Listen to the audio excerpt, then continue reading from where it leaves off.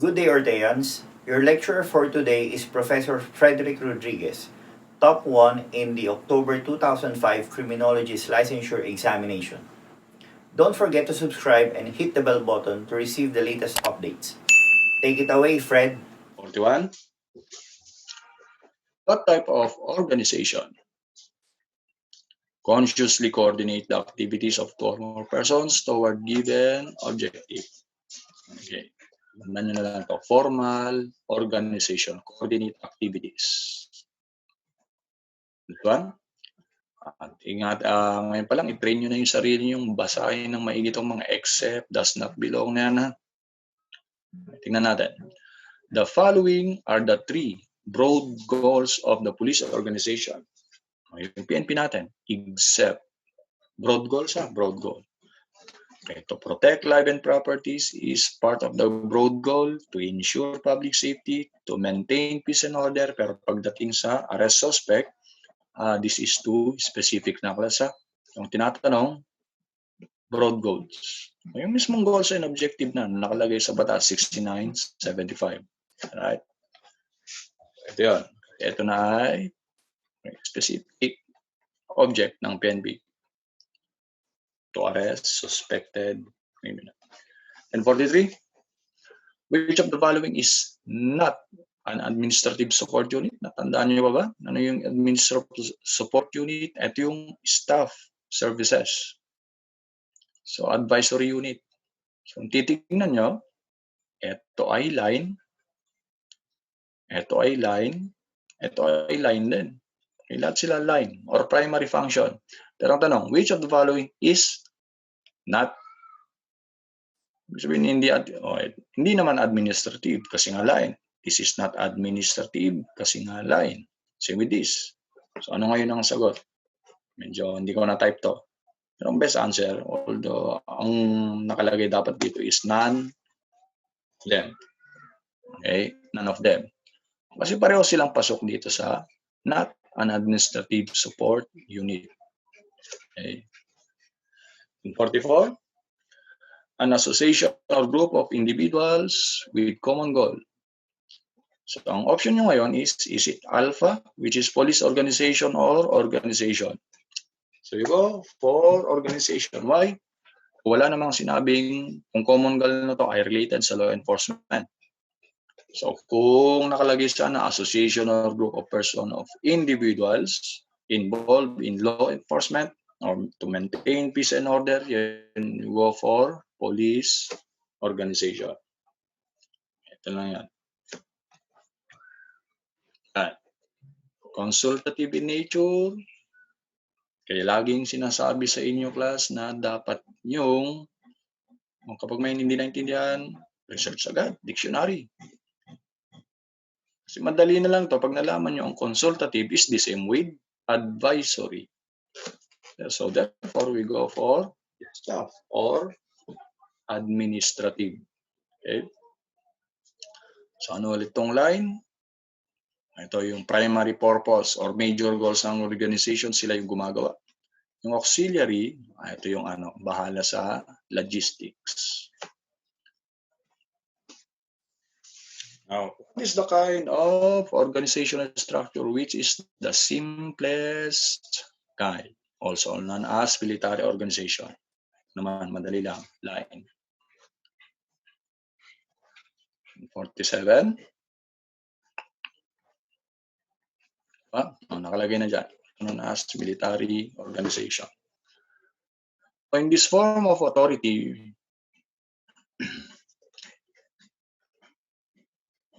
personnel do not give orders, but they offer advice. So parang iniba lang naman yung formatting nito, pero pa rin. Staff, authority. Yan, advice. Alright. This one. Ano daw yung directorate na nagsaserve as makeup artist and deodorant? Ano ba trabaho ng makeup? Pampaganda, and deodorant is para maitago ang baho. Punta tayo sa CR. Okay, Directorate for Peace, Community relation. Ano ba ang trabaho ng PCR? Pagandahin ang imahe ng Philippine National Police. O parang nag-play of words lang na lang yung examiner siguro dito. Okay, makeup artist and deodorant. And under 1987 Constitution provides that the state shall establish and maintain one police force for which, di ba ang sabi is, there must be one police force which is national in scope and civilian in character. Tama ba to? National in scope? Pwede. How about civilian in scope? No, kasi ang sinabi, civilian in character. How about this one? National in character? Hindi, ang sinabi is national in scope. So, itong napakasimpleng phrase na to, pwede pa kayong malito kapag hindi nyo inulit-ulit sa inyong mga utak. Ano to? Alright? And by the way, I know meron sa inyong mga dating dean's lister, cum laude, graduate with honors. Etong tandaan nyo ha, kayo ay nasa review. So, ang unang dapat nyong matutunan is to unlearn. What do you mean by unlearning? You consider yourself as first timer. Wala tayong pakaalam kung ang galing-galing mo dati. So you consider yourself as first timers. Parang isipin nyo, wala kayong alam. Kasi the point is, kapag alam nyo na lahat, ang tendency nyo class, magre-relax kayo. Magre-relax yung utak mo. Alam mo na pala eh, huwag ka na mag-aaral. Okay? So actually, the more harsh word about that, kung ang pantingin nyo sarili nyo is alam nyo na lahat, okay, I usually call it arrogance. Okay, wala yung, pagiging arrogante, wala yung puwang sa inyong mga career. Alright? So, going back to our basic premise, the best answer is national in scope. And tandaan nyo na rin to,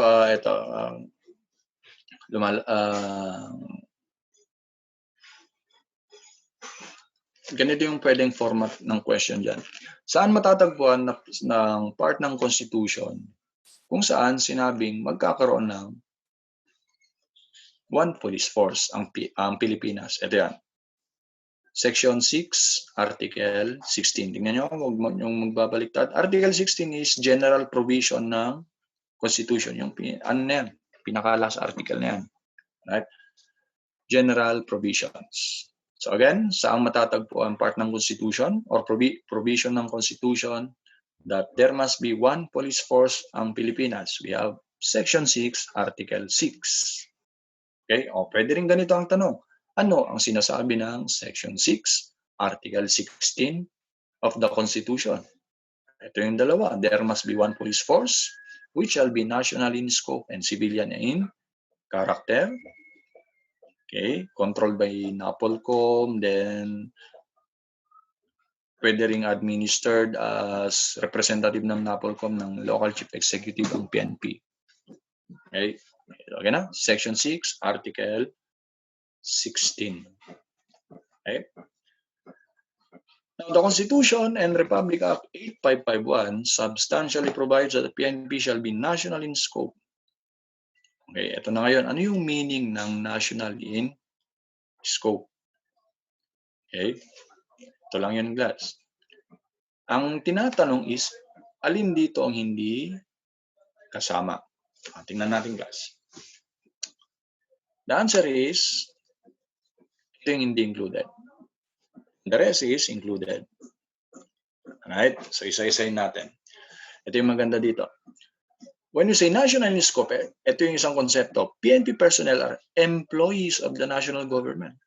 So, hindi ka empleyado ng mayor mo, hindi ka empleyado ng governor mo, empleyado ka ng national government.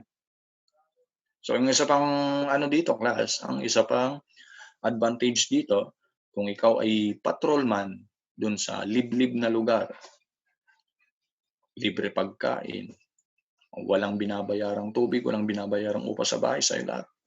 Okay, mababa ang standard of living, hindi mahal ang bilihin.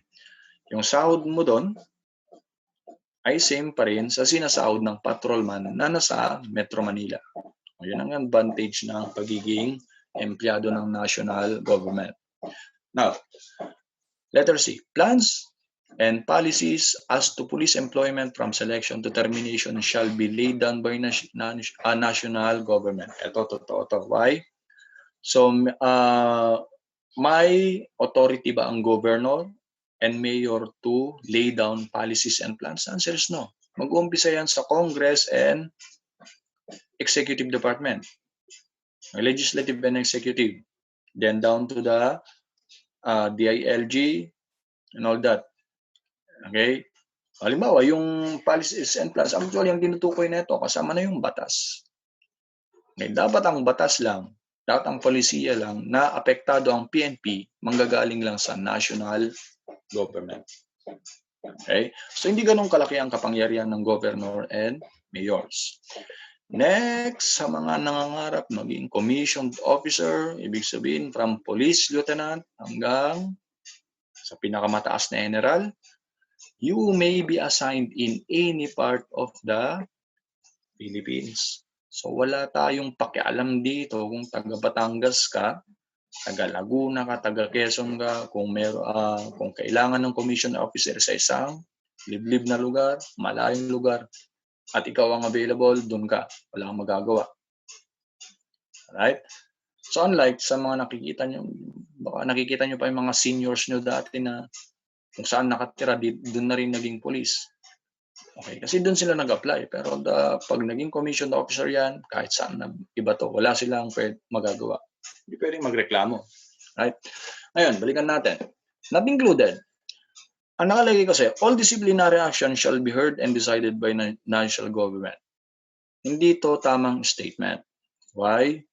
Because meron ding authority ang mayor, which is the head ng local government along with governor, okay, na mag-impose ng disciplinary action sa PNP member. Okay, so again ano ba yung national government kasi? Ito na yung legislative, executive, and judiciary natin, yung mga head niyan.